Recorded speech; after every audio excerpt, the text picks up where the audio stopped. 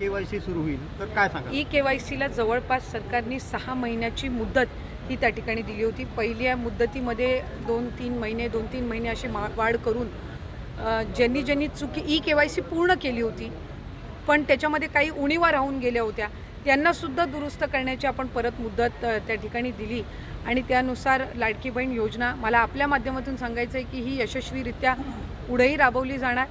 KYCच्या संदर्भातला जो निर्णय आहे अधिक वाढवायचं का काय त्या संदर्भामध्ये सुद्धा राज्याचे मुख्यमंत्री आदरणीय फडणवीस साहेब, दोन्ही उपमुख्यमंत्री शिंदे साहेब असतील, सुनेत्रा काकी असतील, या संदर्भामध्ये जी काही निवेदनं प्राप्त झालेली आहेत ही आम्ही त्यांच्यापर्यंत पोहोचवू आणि महायुतीच्या सरकारने आणलेली ही योजना आम्ही पुढे सुद्धा विभाग म्हणून यशस्वीरित्या राबवत राहू. बघा, अशा प्रकारे आदिती तटकरे यांनी लाडकी बहीण योजनेबद्दल काहीतरी नवीन KYCचा अपडेट चालू करण्यास मुख्यमंत्री एकनाथ शिंदे, देवेंद्र फडणवीस आणि सुनेत्रा पवार यांच्यासोबत नक्की चर्चा करतील आणि नवीन KYC लवकरच चालू होईल.